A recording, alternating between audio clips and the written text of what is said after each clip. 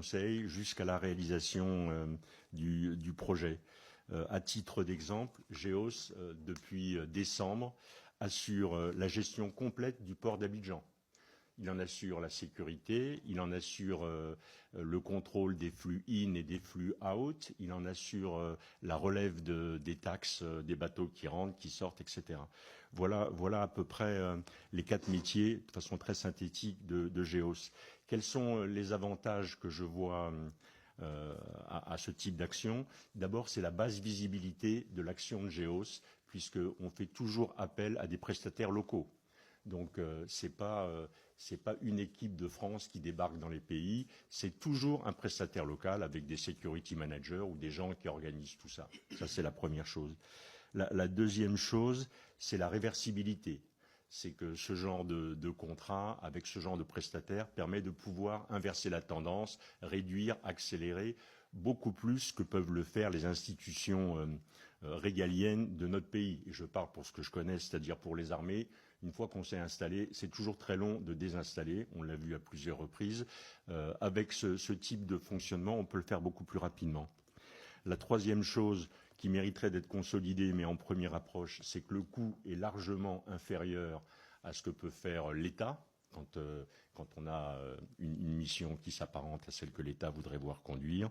Et puis enfin, le fait d'engager une société comme GEOS, pour les domaines que j'ai évoqués, ça permet de recentrer ou d'alléger les charges administratives, les charges logistiques de l'État si l'État voulait s'engager dans une mission comme ça.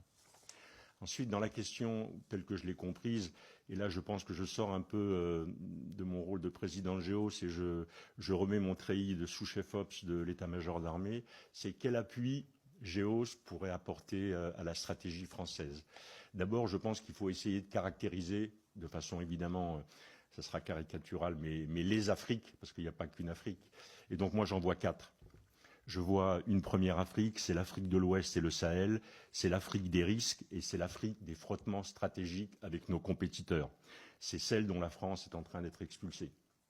Il y a une deuxième Afrique, je ne veux pas dire que c'est l'Afrique centrale, c'est l'Afrique du centre et c'est celle qui est l'Afrique de la francophonie et des ressources stratégiques. On vient de découvrir des gisements incroyables en terres rares et en minéraux rares au Zimbabwe. Et les Chinois y sont déjà, les Russes y avancent. Je ne pense pas que des sociétés françaises aient déjà examiné leur engagement au Zimbabwe. Il y a ensuite une troisième Afrique qui est l'Afrique australe. Je pense que c'est l'Afrique du business. Et parmi les plus grosses économies, il y a évidemment l'Afrique du Sud. Donc c'est plutôt ce domaine-là qu'il faut privilégier. Et puis enfin, il y a l'Afrique de l'Est. Et pour moi, l'Afrique de l'Est, c'est l'Afrique des flux commerciaux entre le canal du Mozambique, entre la mer Rouge, entre ces lignes-là. Et c'est ça qui sont les priorités. Sur l'Afrique de l'Ouest, et je vais me concentrer là-dessus, puisque je n'ai pas tellement de légitimité pour les autres Afriques, pour l'Afrique de l'Ouest, je pense que d'un point de vue macro, la problématique est très différente d'une problématique qui serait simplement sécuritaire ou économique.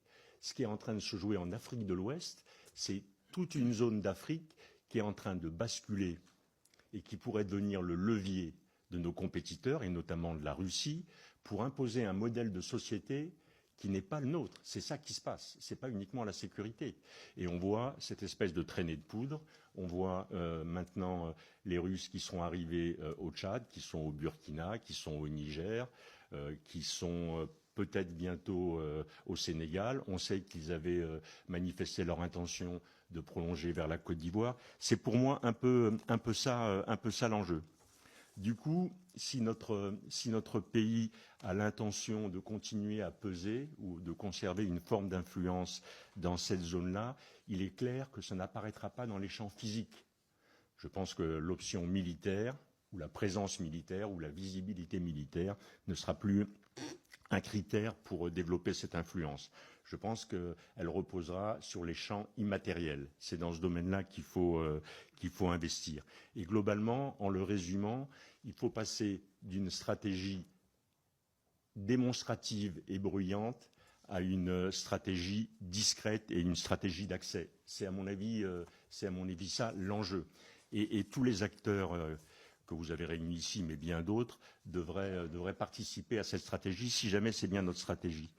Pour mettre ça en œuvre, ça suppose 3 ou 4 conditions.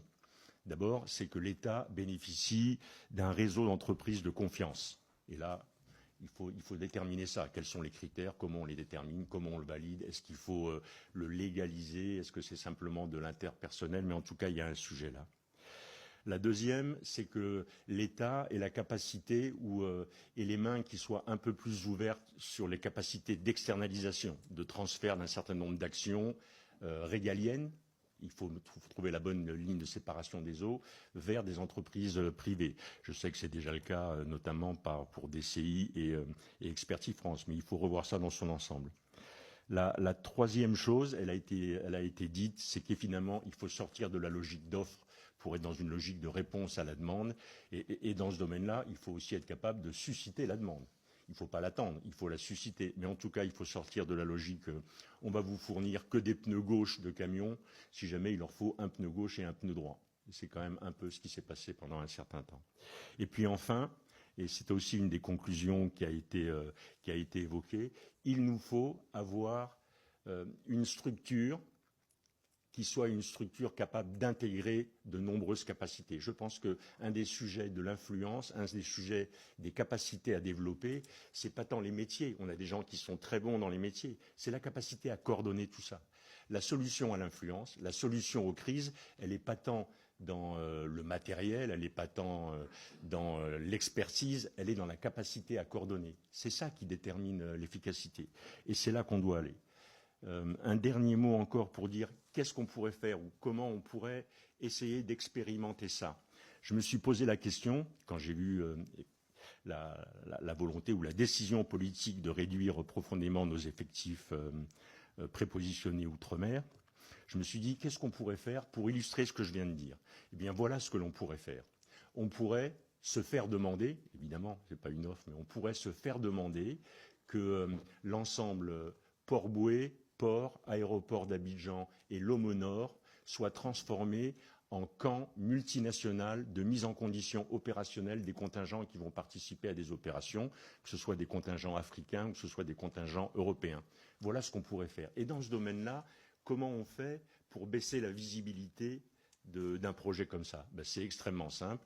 GEOS l'a fait en Afghanistan, GEOS l'a fait au Mali pour assurer le fonctionnement et la vie d'un camp.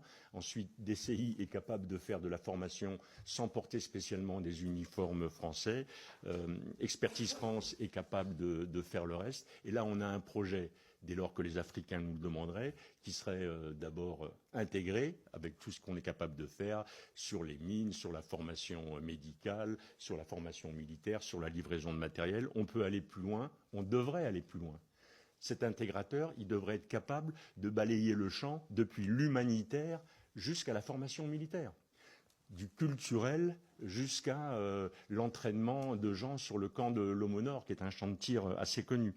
C'est un peu ça que je vois comme capacité d'intégration. C'est un peu comme ça que je vois la façon dont notre pays pourrait conserver une forme d'influence en Afrique, tout en respectant évidemment et tout en obéissant aux instructions qui nous ont été données ou qui ont été données par le pouvoir politique.